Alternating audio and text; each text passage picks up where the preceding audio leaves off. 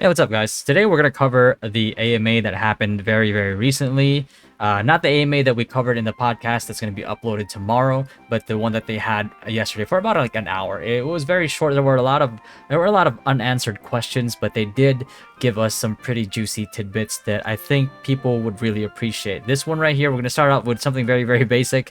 Right now, you might have noticed if you are in the game, if you alt-tabbed, the music automatically just stops playing, and there was a complaint about that by Katis, and RO3U replied with 100%, essentially saying that they're gonna have that as like an option to turn on and off, right? And this next one here is just the mouse scaling. Essentially what he's saying here is that they'll be adding like more mouse options in the future. As of right now, it just follows your operating system settings. So if you make your cursor larger in your OS, if that's annoying you right now, just increase the size of that, and then in-game will increase as well. This is really good for like people with 2K monitors, 4K monitor, you know what I mean? To more serious stuff, probably like one of the most crucial things that people have been wanting to hear is this right here. Will the Verus sigil and pet feature that is copy-pasted in Ragnarok Origin seen in first gameplay be removed? And then he replied here, translated by Kafra, by Rio, we don't have Verus or Sigil in RO3, so they've completely removed it. But pets will definitely be included since they are such a classic part of RO. Makes sense. But the most crucial part of this one is over here. That said, pets will never be stronger than characters. Absolutely not. So, again, take everything with a grain of salt, but if they stay true to this, then this, you can get like all these cute pets. And the best part about it is they're just auxiliary. They're not supposed to be there to destroy like a whole guild or even like solo another player, right? So that's good. That's good. That's really good to hear. Probably one of the best things that they answered in this AMA, and I'm glad that they tackled this now instead of waiting for it, because everybody's just assuming it's just RO, it's just Ru 2.0. They're gonna have the Verus, they're gonna have the Sigils. Granted, I think those two, if implemented correctly in an organic way, would actually not be bad for the game. But I think they just carry so much negativity with them that they decided like, hey, you know what? Instead of trying to justify this or trying to tell people that we're gonna be implementing this in a good way, let's just remove it, right? So again, rip the band-aid off. Really good approach there by the producer, Mr. Yu. Target audience. Who is the main target audience for RO3? Are you focusing more on the classic hardcore Ragnarok fans, or are you aiming for a new generation of players who prefer more casual mobile-like experiences? Balancing classic versus modern. Please both classic and new players is a huge challenge. Many classic players love the original formula, and drastic changes could alienate them. This is pretty empathetic towards the classic crowd, because again, it's like I don't want RO3 to just be all about being fresh and new, especially when the whole trailer and the advertisement for the game and how it's marketed is essentially staying true to the classics, potentially leading to a quick decline like we've seen with other Ragnarok titles. How do you plan to approach this balance to retain the classic soul of the game while innovating? Player economy. Will we be able to set up our own personal shops, vending, or will the economy be based on a centralized, possibly cash-related auction house? Leveling experience. What is the philosophy for character progression? Will it be long, grind-focused journeys similar to classic RO, or a more streamlined, quest-driven system? I'm particularly concerned about the possibility of a daily level cap, as I feel it significantly hinders the player's freedom, aka a theme park experience, which is about the opposite as you can get from classic RO. Monster mechanics. Is the current monster behavior, spawning very quickly and remaining mostly static, intended for the final version of the game, or is this just for the current test phase? I'm pretty sure it's just for the current test phase. Launch strategy. Do you have plans for a simultaneous global launch, or will the game be released in different regions one at a time? And Edgar actually replies to this one first. Our R&D team has a large number of RO3 PC fans. We have no shortage of RO3 veterans. But the challenge is retro enough for users? Sometimes someone will say, hey, when I was in middle school, the burgers at school were amazing. I really want to have them again. They simply want to experience that nostalgic feeling, but they don't want to eat that burger every day. Well, here's the difference. A burger is a meal. You can eat it. An MMORPG is a time investment. You can't really quite compare the two, because like as a burger, you just want to try it again. It was like, oh, that was good. Exactly how I remembered. An MMORPG, I'm going to play this game for an uncountable amount of time, depending on how good or bad it is. Big difference, right? So we know that nostalgia classics will draw people back, but nostalgia alone isn't enough. RO3 must be a fun new game. That's my fear, is that they're too focused on making it new, like new and fresh, right? That they completely forget that, like, hey, you know, you're trying to make an ode, successor here to a classic, and you're supposed to keep the parts that people loved about it and then build on that, not morph it completely after you just teased us with an RO1 gameplay complete with the UI in your trailer as part of your marketing. So this is a difficult problem. If you change too little, the game won't feel fresh enough, nor will it add enough fun. But if you change too much, players will lose familiarity and decide it's not what they're looking for. Yeah, exactly, especially if you advertise it as RO as it was meant to be. And then producer Yu answered this as well. That's a really great topic for discussion. We're constantly balancing between classic and the modern. Many of RO's classic elements aren't as simple or intuitive as chess.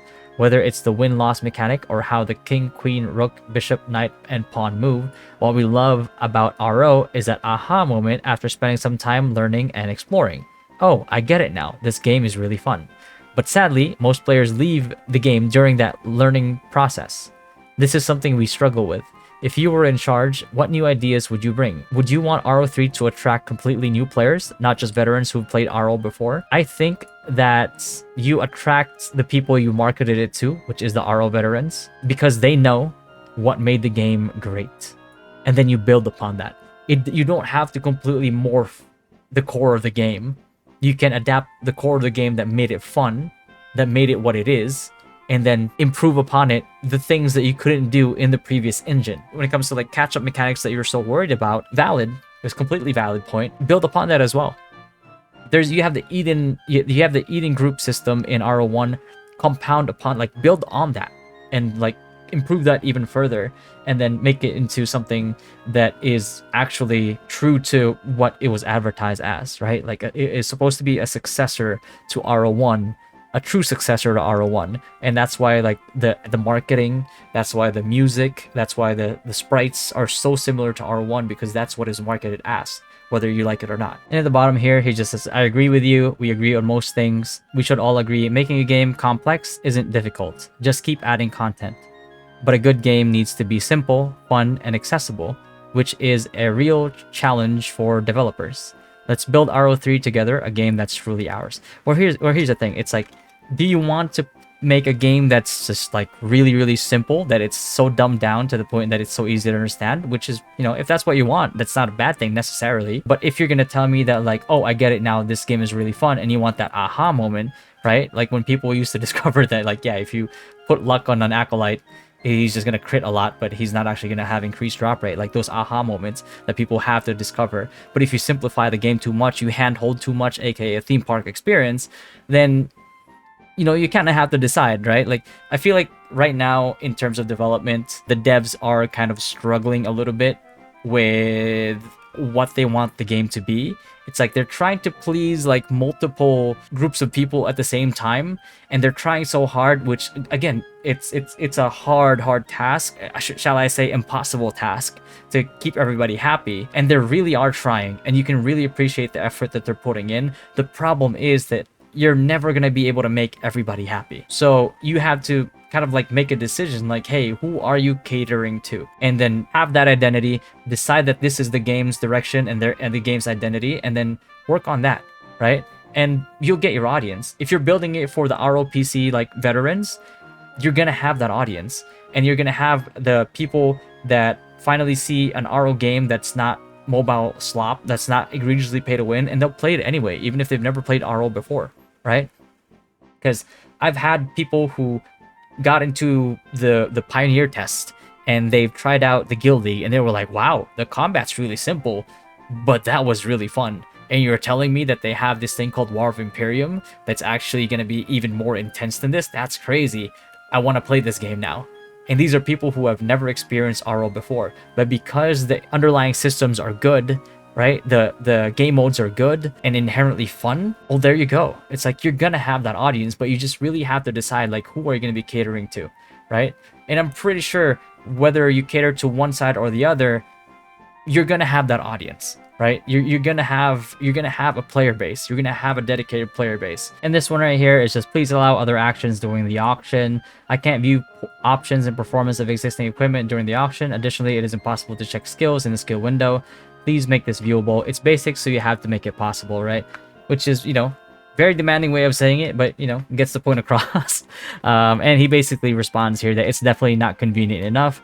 I encountered this myself while playing. You're absolutely right.